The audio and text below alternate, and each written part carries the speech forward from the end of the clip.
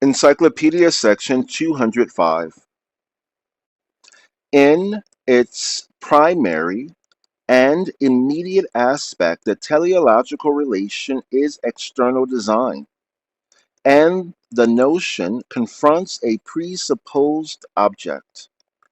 The end is consequently finite, and that partly in its content, partly in the circumstance that it has an external condition in the object, which has to be found existing, and which is taken as material for its realization.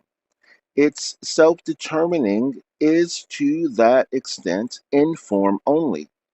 The unmediatedness of the end has the further result that its particularity or content, which as form characteristic is the subjectivity of the end, is reflected into itself, and so different from the totality of the form, subjectivity in general, the notion. This variety constitutes the finitude of design. Within its own nature, the content of the end, in this way, is quite as limited, contingent, and given as the object is particular and found ready to hand. Generally speaking, the final cause is taken to mean nothing more than external design. In accordance with this view of it, things are supposed not to carry their vocation in themselves, but merely to be means employed and spent in realizing a purpose which lies outside of them. That may be said to be the point of view taken by utility, which once played a great part even in the sciences, but of late has fallen into merited disrepute.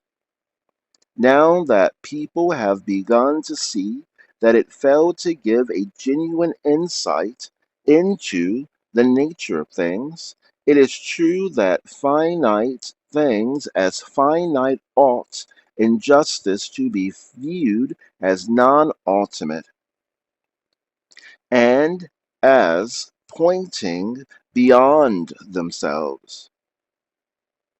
This negativity of finite things, however, is their own dialectic, and in order to ascertain it, we must pay attention to their positive content. Teleological observations on things often proceed from a well meant wish to display the wisdom of God as it is especially revealed in nature.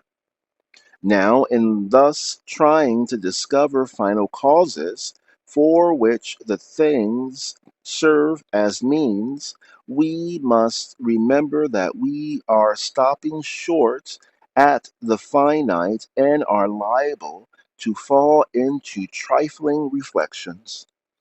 As, for instance, if we not merely study the vine in respect of its well-known use for man, but proceeded to consider the cork tree in connection with the corks which are cut from its bark to put in the wine bottles, whole books used to be written in this spirit. It is easy to see that they promoted the genuine interest neither of religion nor of science. External design stands immediately in front of the idea, but what thus stands on the threshold often for that reason is least adequate. Encyclopedia section 206. The teleological relation is a syllogism in which the subjective end coalesces with the objectivity external to it through a middle term which is the unity of both. This unity is on one hand the purposive action, on the other the means, in essence, objectivity made directly subservient to purpose. The development from end to idea ensues by three stages. First, subjective end. Second, end and process of accomplishment. And third, end accomplished. First of all, we have the subjective end, and that, as the notion an independent being, is itself the totality of the elementary functions of the notion. The first of these functions is that of self-identical universality, as it were the neutral first water, in which everything is involved, but nothing as yet discriminated. The second of these elements is the particularizing of this universal, by which it acquires a specific content, as this specific content again is realized by the agency of the universal. The latter returns by its means back to itself and coalesces with itself. Hence, too, when we set some end before us, we say that we conclude to do something, a phrase which implies that we were, so to speak, open and accessible to this or that determination.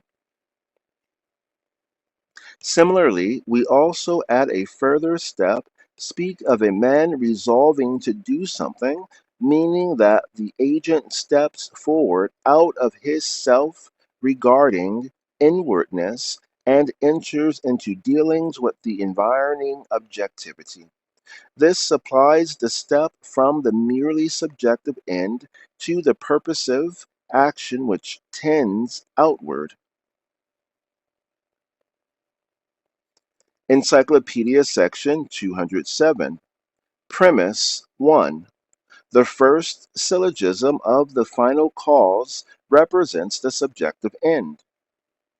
The universal notion is brought to unite with individuality by means of particularity, so that the individual as self-determination acts as judge.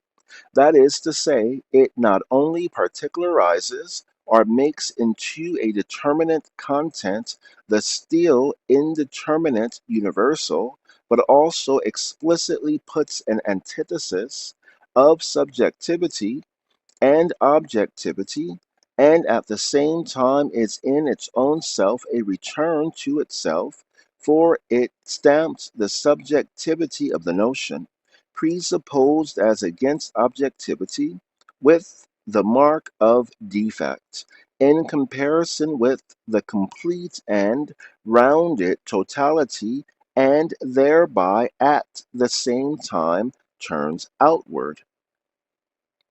Encyclopedia section 208. Premise 2. This action, which is directed outwards, is the individuality, which in the subjective end is identical with the particularity, under which, along with the content, is also comprised the external objectivity. It throws itself in the first place immediately upon the object, which it appropriates to itself as a means. The notion in the notion is this immediate power, for the notion is the self-identical negativity in which the being of the object is characterized as wholly and merely ideal. The whole means then is this inward power of the notion, in the shape of an agency, with which the object as means is immediately united and in obedience to which it stands. In finite teleology, the means is thus broken up into two elements external to each other. Element A, the action, and element B, the object which serves as means. The relation of the final cause as power to this object and the subjugation of the object to it is immediate. It forms the first premise in the syllogism, to this extent that in the teleological to this extent that in the teleological notion, as the self-existent ideality, the object is put as potentially null. This relation, as represented in the first premise, itself becomes the means, which at the same time involves the syllogism that through this relation, in which the action of the end is contained and dominant, the end is coupled with objectivity. The execution of the end is the mediated mode of realizing the end. But the immediate realization is not less needful. The end lays hold of the object immediately because it is the power over the object, because in the end particularity and in particularity objectivity also is involved. A living being has a body. The soul takes possession of it, and without intermediary has objectified itself in it. The human soul has much to do before it makes its corporal nature into a means.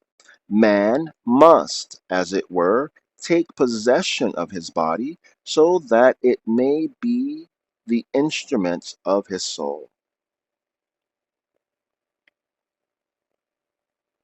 Encyclopedia section 209, premise 3. Purpose of action, with its means, is still directed outward because the end is also not identical with the object and must consequently first be mediated with it. The means in its capacity of object stands, in this second premise, in direct relation to the other extreme of the syllogism, namely the material or objectivity which is presupposed. This relation is the sphere of chemism, and mechanism, which have now become the servants of the final cause, where lies their truth and free notion. Thus, the subjective end, which is the power ruling these processes, in which the objective thing wears themselves out on one another, contrives to keep itself free from them and to preserve itself in them. Doing so, it appears as the cunning of reason. Reason is as cunning as it is powerful. Cunning may be said to lie in the intermediative action, which, while it permits the objects to follow their own bent and act upon one another till they waste away, and does not itself directly interfere in the process, is, nevertheless, only working out its own aims. With this explanation, divine providence may be said to stand to the world and its process in the capacity of absolute cunning. God lets men do as they please with their particular passions and interests, but the result is the accomplishment of not their plans but His, and these differ decidedly from the ends primarily sought by those whom he hey, employs. Encyclopedia section 210. The realized end is thus the overt unity of subjective and objective. It is, however, essentially characteristic of this unity that the subjective and objective are neutralized and cancelled only in the point of their one-sidedness, while the objective is subdued and made conformable to the end as the free notion and thereby to the power above it. The end maintains itself against and in the objective, for it is no mere one-sided, subjective, or particular, it is also the concrete universal, the implicit identity of both. This universal, as simply reflected in itself, is the content which remains unchanged through all the three termini of the syllogism and their movement. Encyclopedia section 211. In finite design, however, even the executed end has the same radical rift or flaw as had the means and the initial end. We have got therefore only a form extraneously impressed on a pre-existing material, and this form, by reason of the limited content of the end, is also a contingent characteristic. The end achieved, consequently, is only an object, which again becomes a means or material for other ends, and so on forever. Encyclopedia section 212. But what virtually happens in the realizing of the end is that the one-sided subjectivity and the show of objective independence confronting it are both cancelled. In laying hold of the means, the notion constitutes itself the very implicit essence of the object. In the mechanical and chemical processes, the independence of the object has been already dissipated implicitly, and in the course of their movement under the dominion of the end, the show of that independence, the negative which confronts the notion, is got rid of. But in the fact that the end achieved is characterized only as a means and a material, this object, when seen through the teleological, is there and then put as implicitly null and only ideal. This being so, the antithesis between form and content has also vanished, while the end, by the removal and absorption of all form characteristics, coalesces with itself. The form as self-identical is thereby put as the content, so that the notion, which is the action of form, has only itself for content. Through this process, therefore, there is made explicitly manifest what was the notion of design, viewed by the implicit unity of subjective and objective, is now realized. And this is the idea. Through this process, therefore, there is made explicitly manifest what was the notion of design, viz., the implicit unity of subjective and objective is now realized, and this is the idea.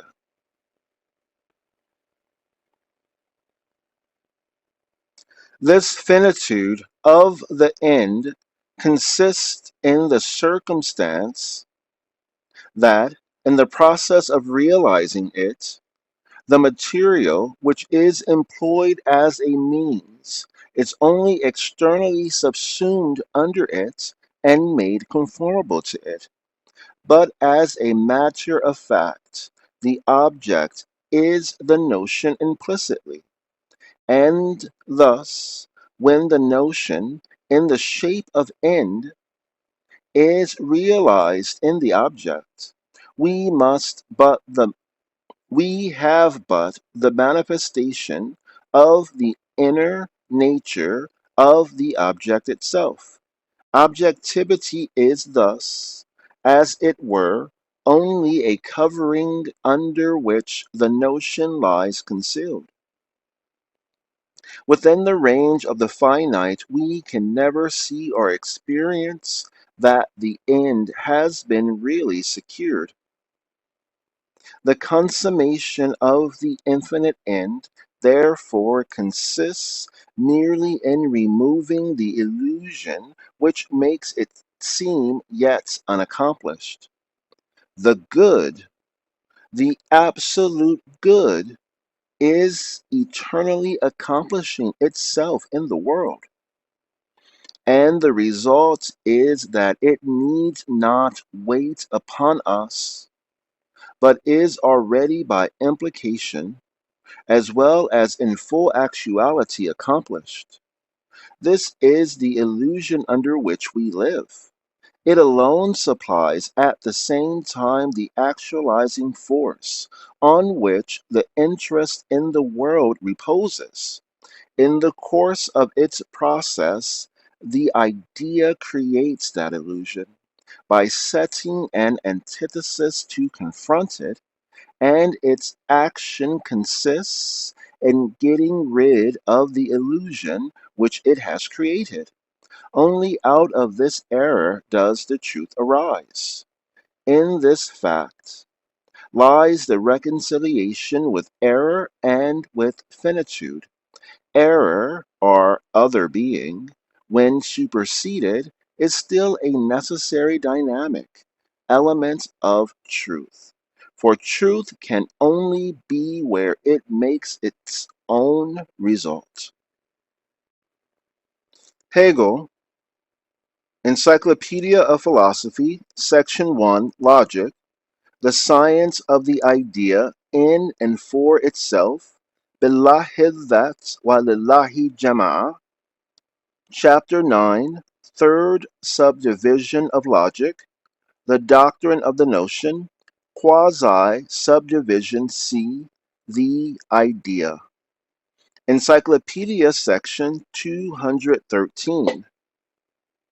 The idea is truth in itself and for itself. The absolute unity of the notion and objectivity. Its ideal content is nothing but the notion in its detailed terms. Its real content is only the exhibition which the notion gives itself in the form of external existence, while yet, by enclosing this shape in its ideality, it keeps it in its power and so keeps itself in it. The definition, which declares the absolute to be the idea, is itself absolute. All former definitions come back to this. The idea is the truth, for truth is the correspondence of objectivity with the notion. Not, of course, the correspondence of external things with my conceptions, for these are only correct conceptions held by me, the individual person. In the idea, we have nothing to do with the individual, nor with figurate conceptions, nor with external things. And yet, again, everything actual, insofar as it is true, is the idea, and has its truth by and in virtue of the idea alone. Every individual being is some one aspect of the idea, for which, therefore, yet other actualities are needed, which in their turn appear to have a self-subsistence of their own. It is only in them altogether and in their relation that the notion is realized. The individual by itself does not correspond to its notion. It is this limitation of its existence which constitutes the finitude and the ruin of the individual. The idea itself is not to be taken as an idea of something or other, any more than the notion is to be taken as merely a specific notion. The absolute is the universal and one idea which, by an act of judgment, particularizes itself to the system of specific ideas, which, after all, are constrained by their nature to come back to the one idea where their truth lies. As issued out of this judgment, the idea is in the first place only the one universal substance, but its developed and genuine actuality is to be a subject, and in that way as mind. Because it has no existence for starting point and point d'appui, the idea is frequently treated as a mere logical form. Such a view must be abandoned to those theories which ascribe so-called reality and genuine actuality to the existent thing, and all the other categories which have not yet penetrated as far as the idea. It is no less false to imagine the idea to be mere abstraction. It is abstract, certainly, insofar as everything untrue is consumed in it, but in its own self it is essentially concrete, because it is the free notion giving character to itself, and that character reality. It would be an abstract form only if the notion which is its principle were taken as an abstract unity and not as the negative return of it into self and as the subjectivity which it really is. Truth is at first taken to mean that I know how something is. This is truth, however, only in reference to consciousness. It is formal truth, bare correctness. Truth in the deeper sense consists in the identity between objectivity and the notion. It is in this deeper sense of truth that we speak of a true state or of a true work of art. These objects are true if they are as they ought to be, in essence, if their reality corresponds to their notion. When thus viewed, to be untrue means much the same as to be bad. A bad man is an untrue man, a man who does not behave as his notion or his vocation requires. Nothing, however, can subsist if it be wholly devoid of identity between the notion and reality.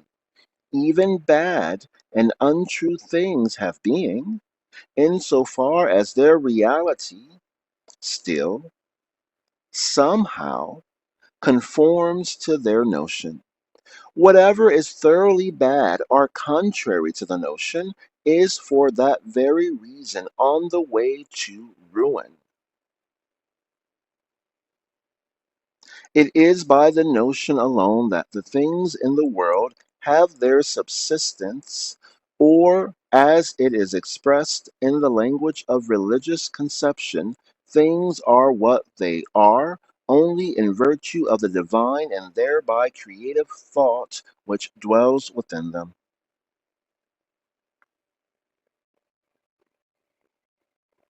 When we hear the idea spoken of, we need not imagine something far away beyond this mortal sphere.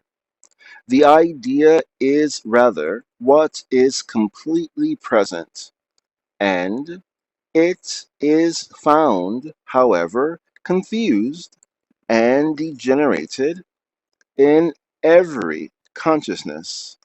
We conceive the world to ourselves as a great totality which is created by God, and so created that in it God has manifested himself to us.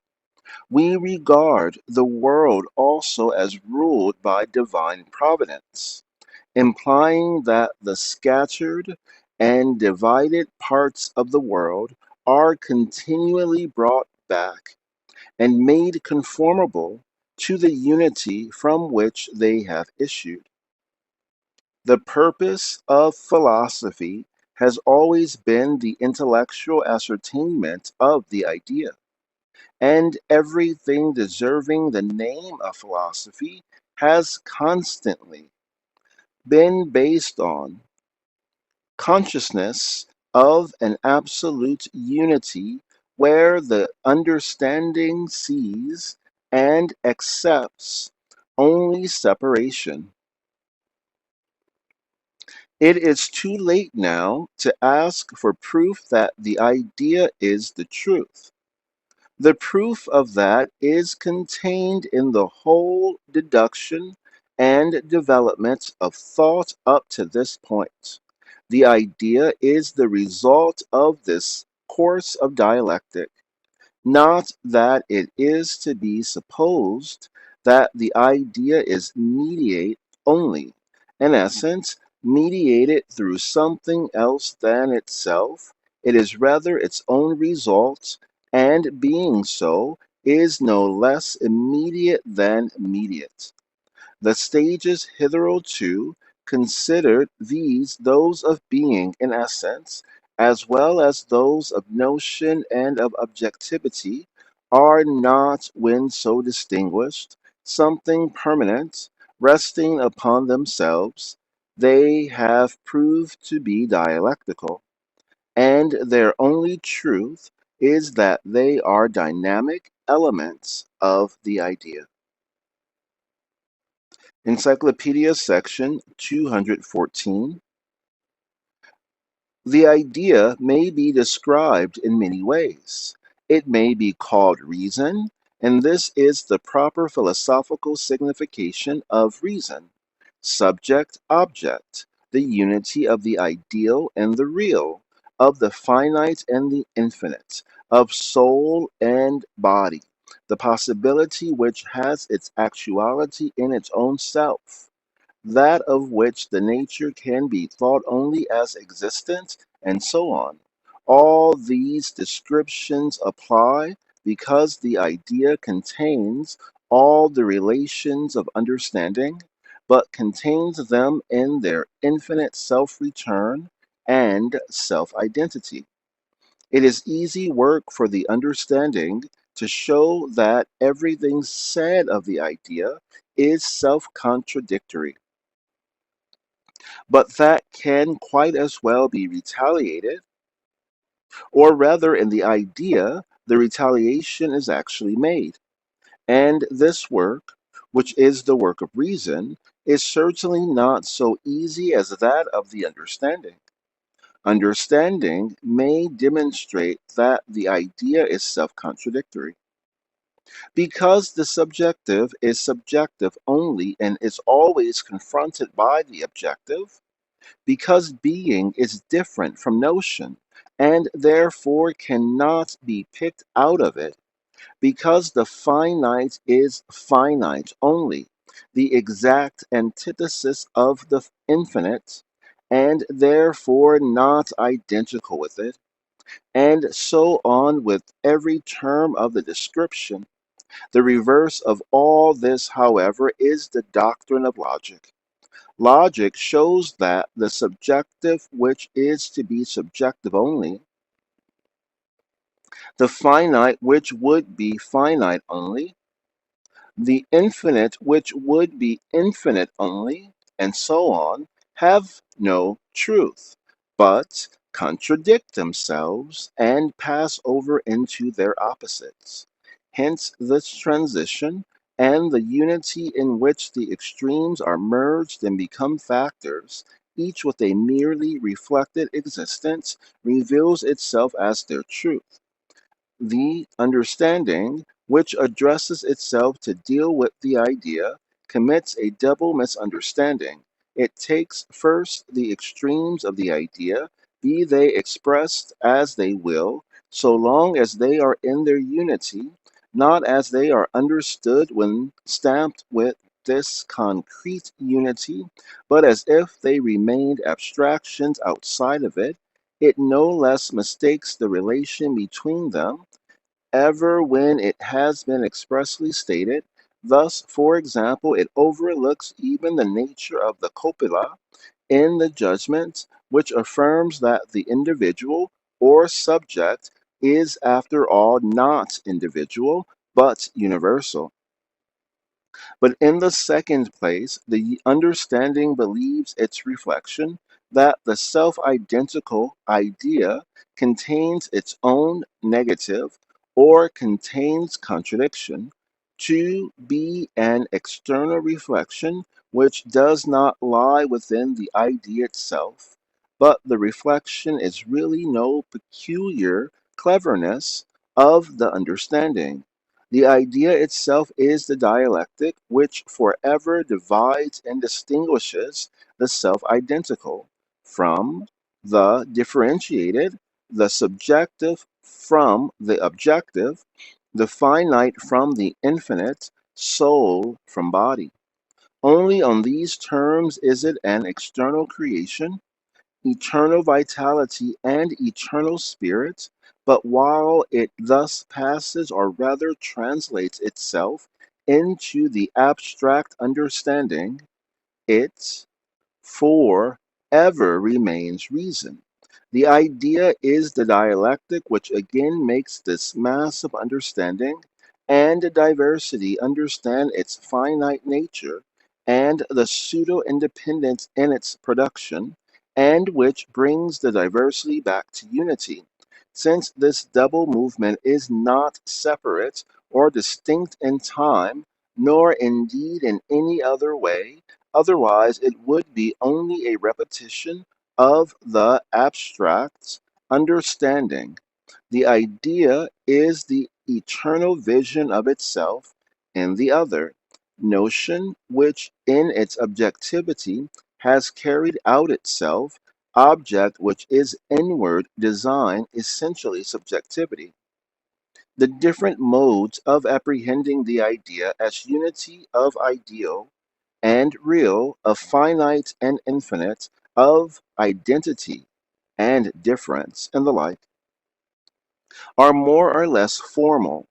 They designate some one stage of the specific notion.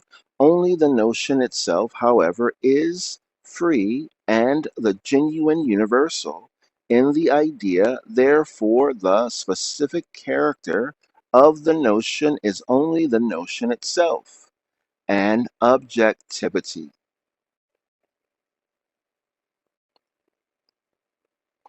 Seen by or through into which it, being the universal, continues itself, and in which it has only its own character, the total character. The idea is the infinite judgment, of which the terms are severely the independent totality, and in which, as each grows to the fullness of its own nature, it has thereby at the same time passed into the other. None of the other specific notions exhibits this totality, complete on both its sides, as the notion itself and objectivity. Encyclopedia section 215. The idea is essentially a process because its identity is the absolute and free identity of the notion only insofar as it is absolute negativity and for that reason dialectical.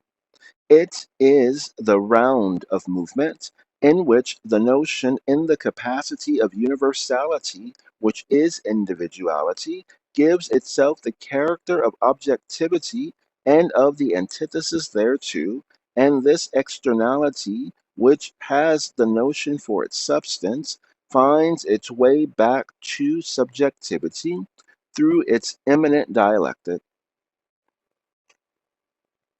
As the idea is a process, it follows that such an expression for the absolute as unity of thought and being, of finite and infinite and the like, is false. For unity expresses an abstract and merely quiescent identity.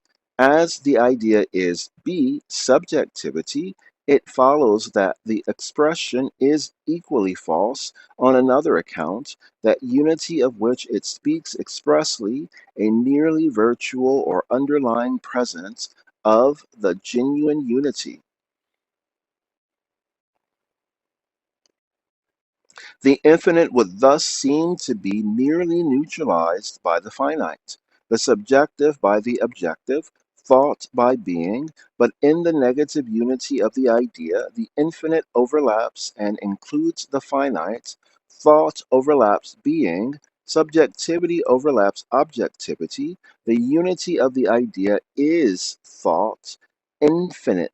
The unity of the idea is thought infinity, and subjectivity, and is in consequence to be essentially distinguished from the idea as substance, just as this overlapping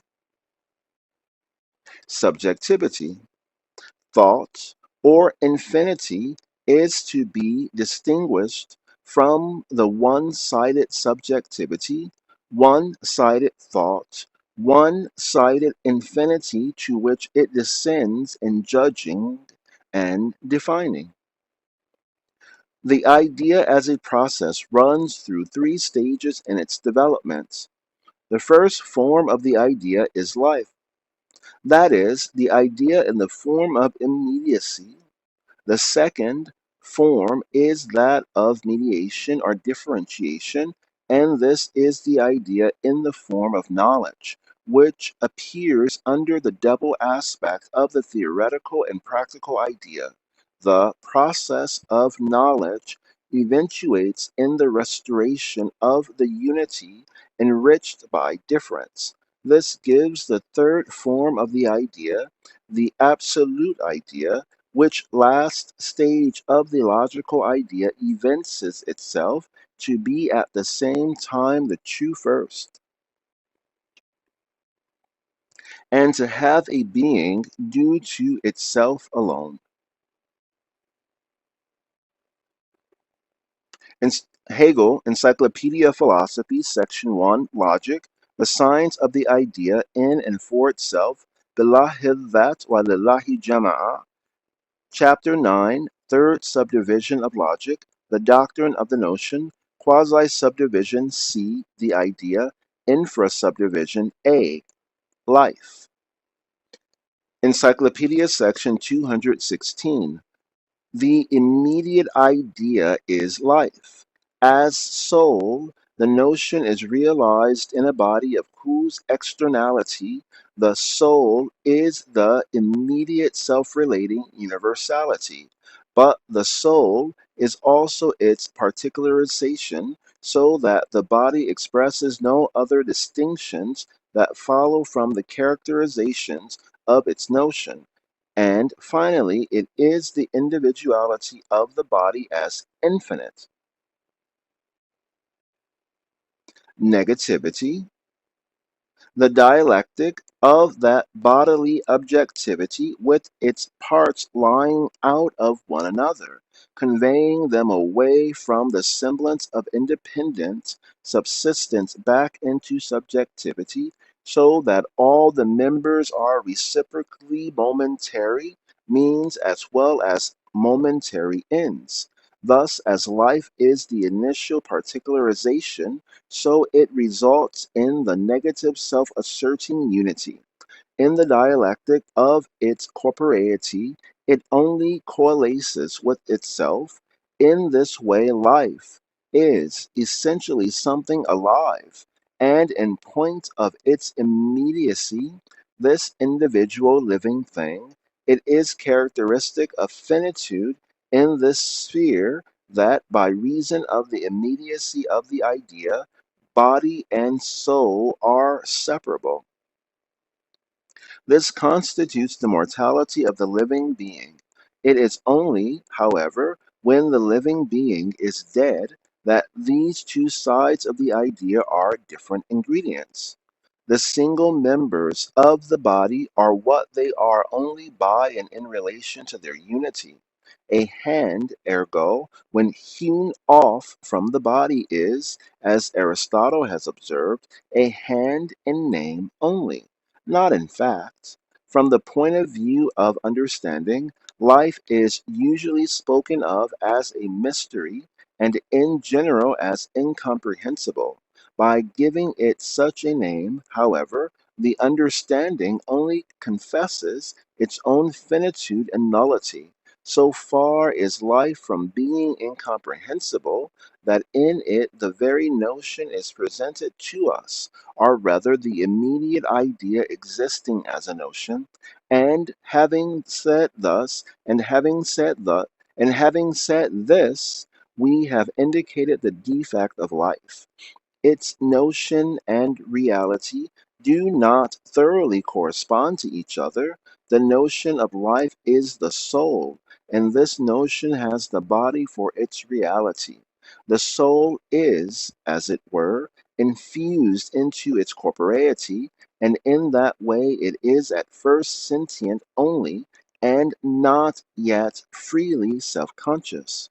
The process of life consists in getting the better of the immediacy with which it is still beset, and this process, which is itself threefold, results in the idea under the form of judgment, in essence, the idea as cognition. Encyclopedia section 217. A living being is a syllogism of which the very elements are in themselves systems and syllogisms. See Encyclopedia sections 198, 201, and 207. They are, however, active syllogisms or processes, and in the subjectivity, unity of the vital agent, make only one process. Thus, the living being is the process of its coalescence with itself, which runs on through three processes. Encyclopedia section 218, process number one. The first is the process of the living being inside itself. The first is the process of the living being inside itself. In that process, it makes a split on its own self and reduces its corporeity to its object or its inorganic nature. This corporeity, as an aggregate or correlations, enters in its very nature into difference and opposition of its elements, which mutually become each other's prey, and assimilate one another, and are retained by producing themselves, yet this action of the several members, organs, is only the living subject's one act to which their productions revert. So that in these productions nothing is produced except the subject. In other words, the subject only reproduces itself. The process of the vital subject within its own limits has in nature the threefold form of sensibility, irritability, and reproduction. As sensibility, the living being is immediately simple self relation. It is the soul omnipresent in its body, the outsideness of each member of which to others has for it no truth. As irritability, the living being appears split up in itself, and as reproduction, it is perpetually restoring itself from the inner distinction of its members and organs. A vital agent only exists as this continually self renewing process within its own limits. Encyclopedia section 219, process number two. But the judgment of the notion proceeds as free to discharge the objective or bodily nature as an independent totality from itself, and the negative relation of the living thing to itself makes as immediate individuality, the presupposition of the presupposition of an inorganic nature confronting it, as this, so once again, and the negative relation of the living thing to itself makes, as immediate individuality, the presupposition of an inorganic nature confronting it, as this negative of the animate is no less a function in the notion of the animate itself. It exists consequently in the latter, which is at the same time a concrete universal in the shape of a defect or want. The dialectic by which the object, being implicitly null, is merged is the action of the self-assured living thing, which is this process, which in this process against an inorganic nature thus retains, develops, and objectifies itself. The living being stands face to face with an inorganic nature to which it comports itself as a master and which it assimilates to itself. The result of the assimilation is not, as in the chemical process, a neutral product in which the independence of the two confronting sides is merged, but the living being shows itself as large enough to embrace its other which cannot withstand its power. But the living being shows itself as large enough to embrace its other which cannot withstand its power. The inorganic nature which is subdued by the vital agent suffers this fate because it is virtually the same as what life is actually. Thus in the other the living being only coalesces with itself, but when the soul has fled from the body, the elementary powers of objectivity begin their play. These powers are, as it were, continually on the spring, ready to begin their process in the organic body, and life in the constant battle against them.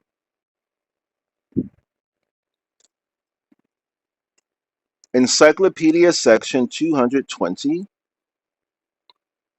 Process number 3, the living individual, which in its first process comports itself as intrinsically subject and notion, through its second assimilates its external objectivity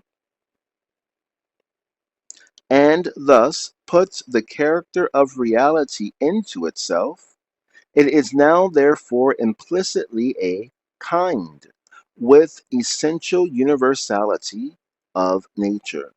The particularizing of this kind is the relation of the living subject to another subject of its kind, and the judgment is the tie of kind over these individuals, thus appointed for each other. This is the affinity of the sexes. Encyclopedia section 221. The process of kind brings it to a being of its own, life being no more than the idea immediate. The product of this process breaks up into two sides. On the one hand, the living individual, which was at first presupposed as immediate, is now seen to be mediated and generated. On the other, however, the living individuality, which, on account of its first immediacy, stands in a negative attitude towards universality, sinks in the superior power of the latter. The living being dies because it is a contradiction. Implicitly, it is the universal or kind, and yet immediately it exists as an individual only. Death shows the kind to be the power that rules the immediate individual. For the animal, the process of kind is the highest point of its vitality. But the animal never gets so far in its kind as to have a being of its own. It succumbs to the power of kind. in the process of kind, the immediate living being mediates itself with itself and thus rises above its immediacy, only, however, to sink back into it again. Life thus runs away, in the first instance, only into the false infinity of the progress ad infinitum. The real result, however, of the process of life, in the point of its notion, is to merge and overcome that immediacy with which the idea, in the shape of life, is still beset.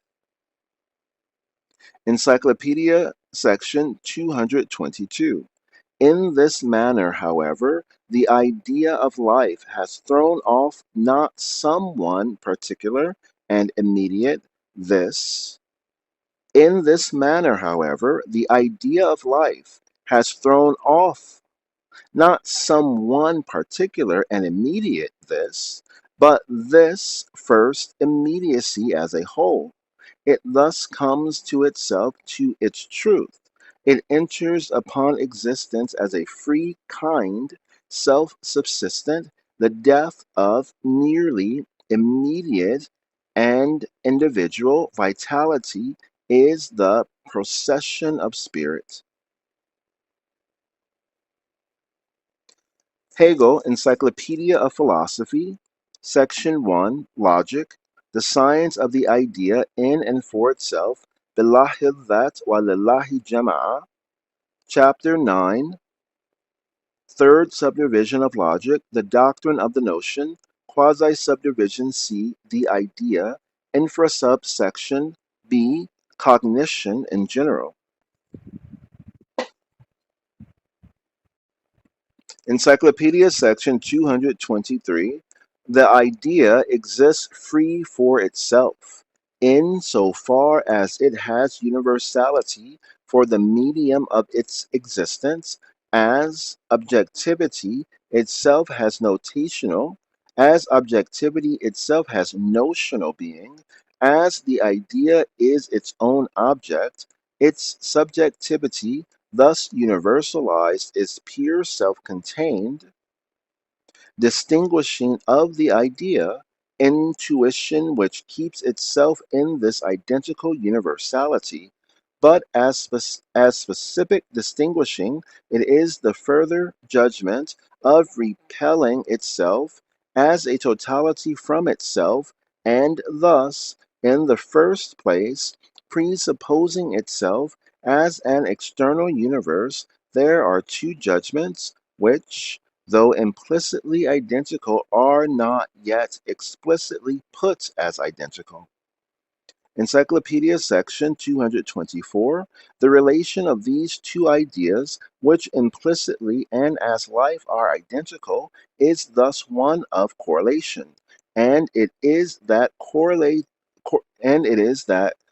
correlativity which constitutes the characteristic of finitude in this sphere. It is the relationship of reflection, seeing that the distinguishing of the idea in its own self is only the first judgment, presupposing the other and not yet supposing itself to constitute it, and thus for the subjective idea, the objective is the immediate world found ready to hand on the idea as life is in the phenomenon of individual existence.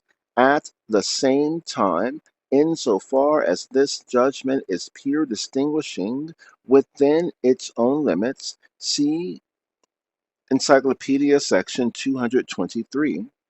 The idea realizes in one both itself and its other. Consequently, it is the certitude of the virtual identity between itself and the objective world. Reason comes to the world with an absolute faith in its ability to make the identity actual and to raise its certitude to truth, and with the instinct of realizing explicitly the nullity of that contrast which it sees to be implicitly null. Encyclopedia section 225. This process is in general terms cognition. In cognition, in a single act, the contrast is virtually superseded as regards both the one-sidedness of subjectivity and the one-sidedness of objectivity. At first, however, the supersession of the contrast is but implicit.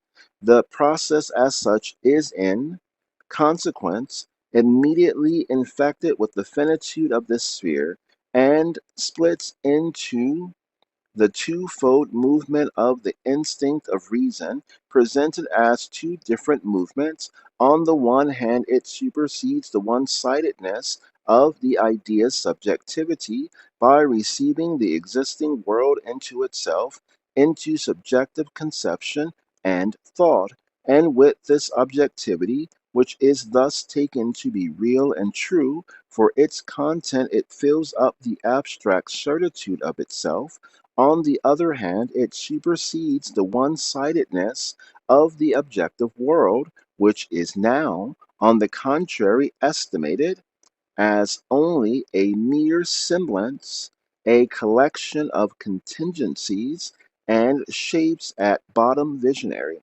It modifies and informs that world by the inward nature of the subjective, which is here taken to be the genuine objective. The former is the instinct of science after truth, cognition properly so called, the theoretical action of the idea. The latter is the instinct of the good to fulfill the same, the practical activity of the idea or volition. Hegel, Encyclopedia of Philosophy, Section 1, Logic, the science of the idea in and for itself, Bilahi That wa Lillahi Jama'a, Chapter 9, Third Subdivision of Logic, the Doctrine of the Notion, Quasi-Subdivision C, the Idea, Infra-Subsection B, Cognition in General, Meta-Section Alpha, Cognition Proper. Encyclopedia section 226. The universal finitude of cognition, which lies in the one judgment, the presupposition of the contrast, see Encyclopedia section 224, a presupposition in contradiction of which its own act lodges protest, specializes itself more precisely on the face of its own idea. The result of that specialization is that its two elements receive the aspect of being diverse from each other, and as they are at least complete, they take up the relation of reflection, not of notion, to one another. The assimilation of the matter, therefore, as a datum, presents itself in the light of a reception of it into categories which at the same time remain external to it, and which meet each other in the same style of diversity. Reason is active here, but it is reason in the shape of understanding. The truth which such cognition can reach will therefore be only finite. The infinite truth of the notion is isolated with made transcendent.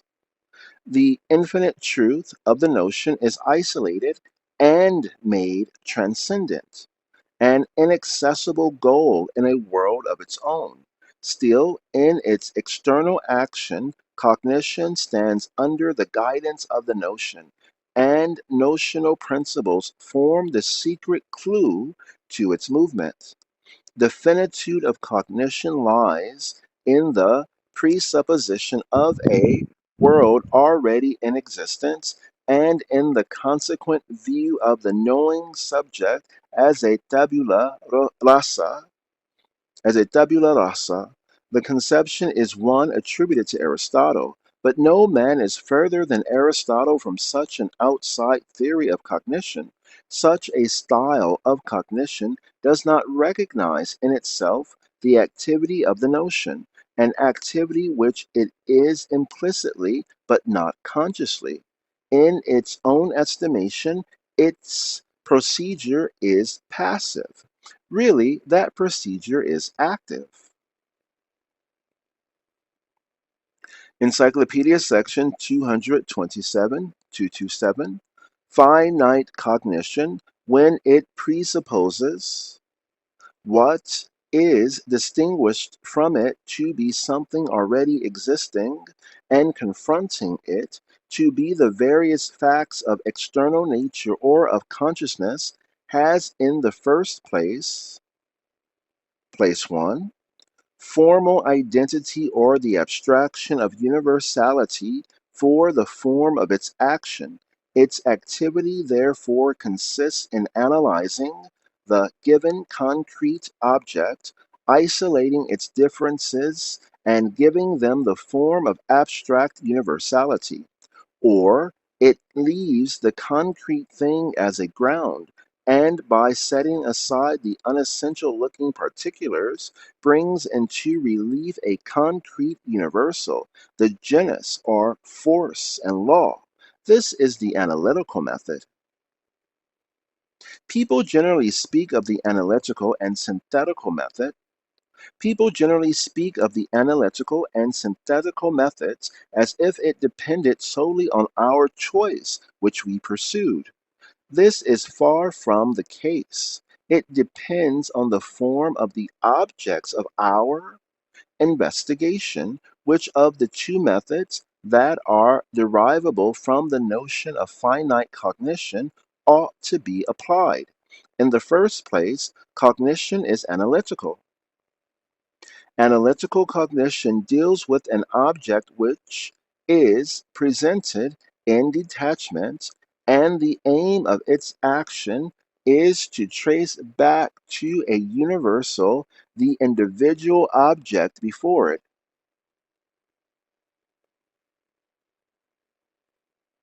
Thought in such circumstances means no more than an act of abstraction or a formal identity. That is the sense in which thought is understood by Locke and all empiricists. Cognition, it is often said, can never do more than separate the given concrete objects into their abstract elements and then consider these elements in their isolation. It is, however, at once apparent that this turns things upside down, and that cognition, if its purpose be to take things as they are, thereby falls into contradiction with itself. Thus the chemist, ergo, places a piece of flesh in his retort, tortures it in many ways, and then informs us that it consists of nitrogen, carbon, hydrogen, and such. True, but these abstract matters have ceased to be flesh. The same defect occurs in the reasoning of an imperial psychologist when he analyzes an action into the various aspects which it presents, and then sticks to these aspects in their separation. The object which is subjected to analysis is treated as a sort of onion from which one coat is peeled off after another. Encyclopedia section 228. The universality is, place 2, also a specific universality. In this case, the line of activity follows the three moments of the notion, which, as it has not its infinity in finite cognition, is the specific or definite notion of understanding. The reception of the object into the forms of this notion is the synthetic method. The movement of the synthetic method is the reverse of the analytical method. The latter starts from the individual and proceeds to the universal.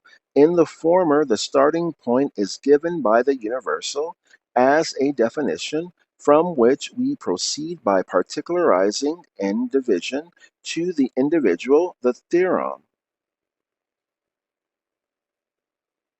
or the theorem. The synthetic method thus presents itself as the development of the moments of the notion of the object.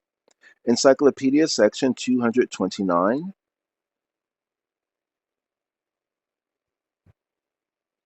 Synthetic method alpha. When the object has been in the first instance brought by cognition into the form of the specific notion in general, so that in this way its genus and its universal character or speciality are when the object has been in the first instance brought by cognition into the form of the specific notion in general, so that in this way its genus and its universal character are speciality are explicitly stated, we have the definition. The materials and the proof of definition are procured by means of the analytical method. See Encyclopedia section 227. The specific character, however, is expected to be a mark only. That is to say, it is to be in behoof only of the purely subjective cognition which is external to the object. Definition involves the three organic elements of the notion: the universal or proximate genus, genus proximum; the particular or specific character of the genus, qualitas specified; and the individual or object defined. The first question that definition suggests is where it comes from. The general answer to this question is to say that definitions originate by way of analysis. This will explain how it happens that people quarrel about the correctness of proposed definitions, for here everything depends on what perceptions we started from and what point of view we had before our eyes in so doing. The richer the object to be defined is, that is, the more numerous are the aspects which it offers to our notice, the more various are the definitions we may frame of it. Thus there are quite a host of definitions of life, of the state and such. Geometry, on the contrary, dealing with a theme so abstract as space, has an easy task in giving definitions. Again, in respect of the matter or contents of the objects defined, there is no constraining necessity present. We are expected to admit that space exists, that there are plants, animals, and the like, nor is it the business of geometry, botany, and the like, to demonstrate that the objects in question necessarily are. This very circumstance makes the synthetical method of cognition as little suitable for philosophy as the analytical, for philosophy has above all things to leave no doubt of the necessity of its objects, and yet several attempts have been made to introduce the synthetical method into philosophy. Thus Spinoza, in particular, begins with definitions. He says, for instance, that substance is the causa sui. His definitions are unquestionably a storehouse of the most speculative truth, but it takes the shape of dogmatic assertions. The same thing is also true of Schilling.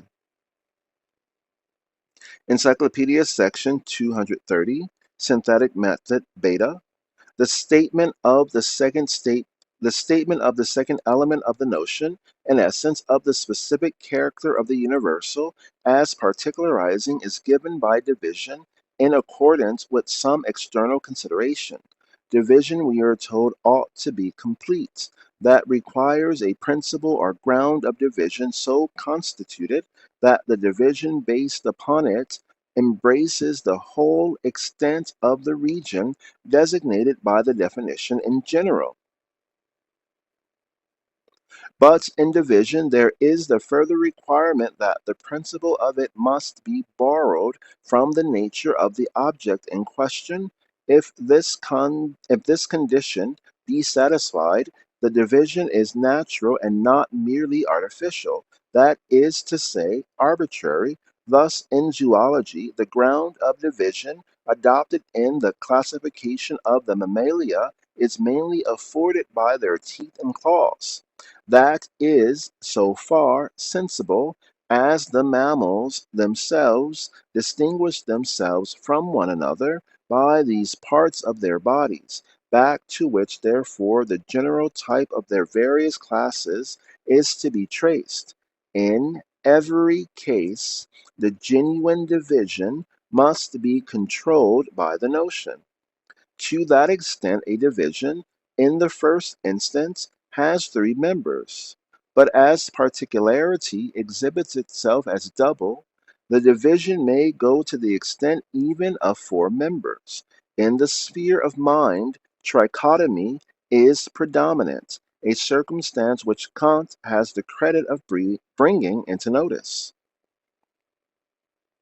Encyclopedia section 238, Synthetic Method Gamma.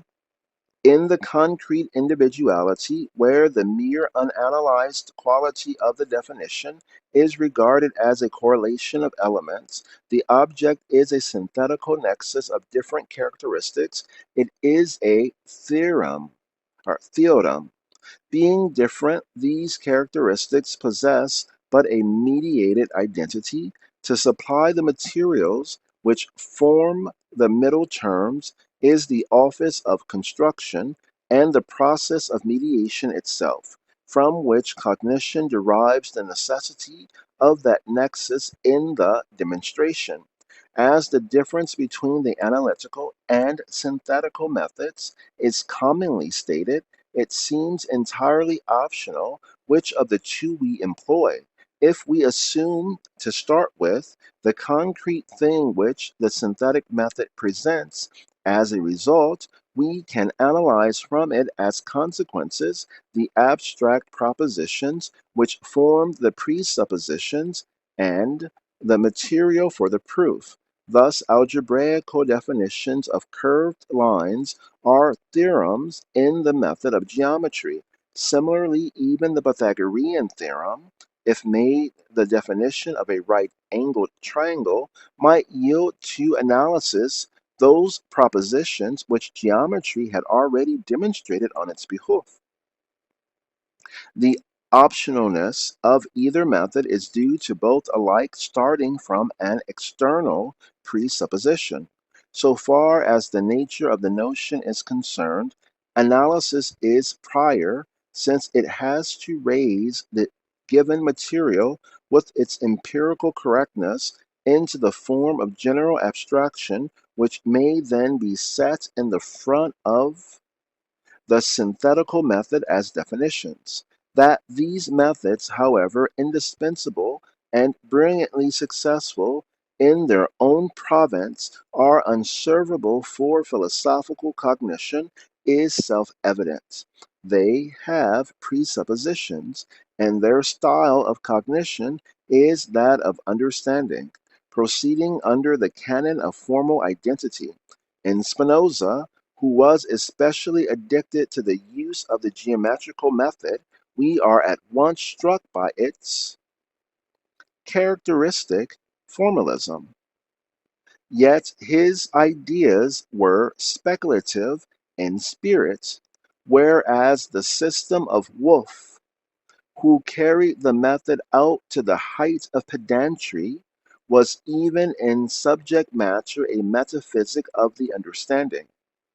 The abuses which these methods with their formalism once led to in philosophy and science have in modern times been followed by the abuses of what is called construction. Kant brought into vogue the phrase that mathematics construes its notions. All that was meant by the phrase was that mathematics has not to do with notions, but with abstract qualities of sense perceptions.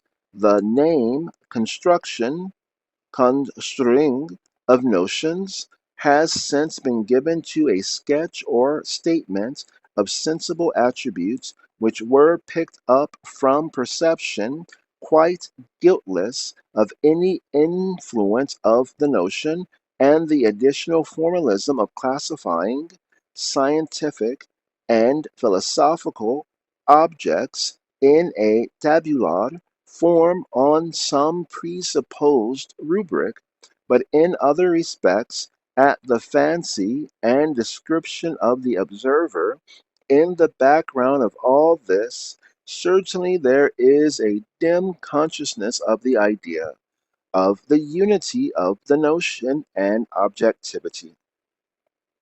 A consciousness, too, that the idea is concrete, but that play of which is styled construing is far from presenting this unity adequately, a unity which is none other than the notion properly so called, and the sensuous concreteness of perception is as little the concreteness of reason and the idea.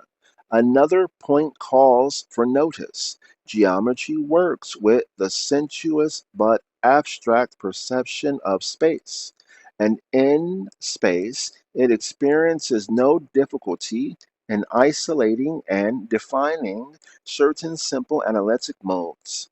To geometry alone, therefore, belongs in its perfection the synthetical method of finite cognition.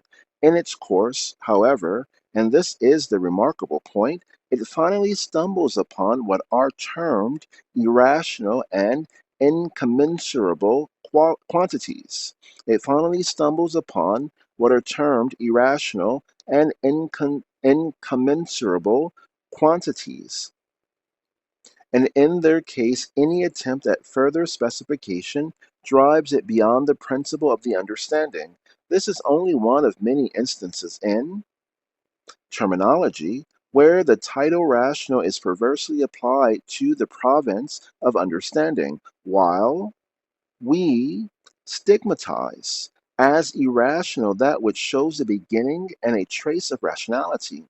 Other sciences, removed as they are from the simplicity of space or number, often and necessarily reach a point where understanding permits no further advance. But they get over the difficulty without trouble. They make a break in the strict sequence of their procedure and assume whatever they require, though it be the reverse of what preceded, though it be the reverse of what preceded from some external quarter, opinion, perception, conception, or any other source. Its inobservancy as to the nature of its methods and their relativity to the subject matter prevents this finite cognition from seeing that, when it proceeds by definitions and divisions and the like, it is really led on by the necessity of the laws of the notion. For the same reason it cannot see when it has reached this limit, nor if it have transgressed that limit, does it perceive that it is in a sphere where the categories of understanding, which it still continues rudely to apply, have lost all authority. Encyclopedia section 232. The necessity which finite cognition produces in the demonstration is in the first place an external necessity, intended for the subjective intelligence alone.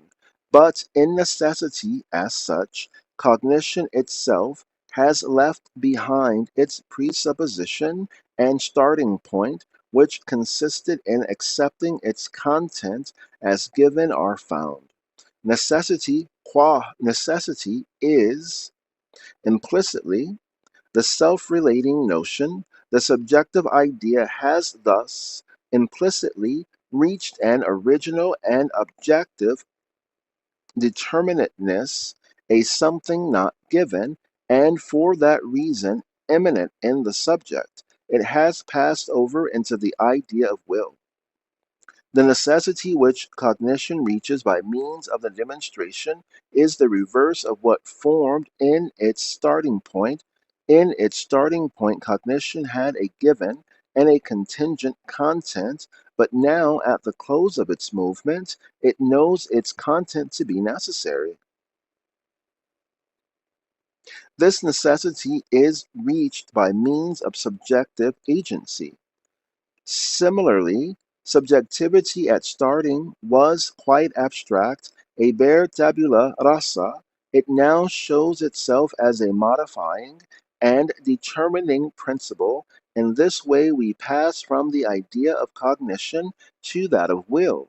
The passage, as will be apparent on a closer examination, means that the universal, to be truly apprehended, must be apprehended as subjectivity, as a notion self-moving, active, and forming and form imposing, as a notion self-moving, active, and form imposing.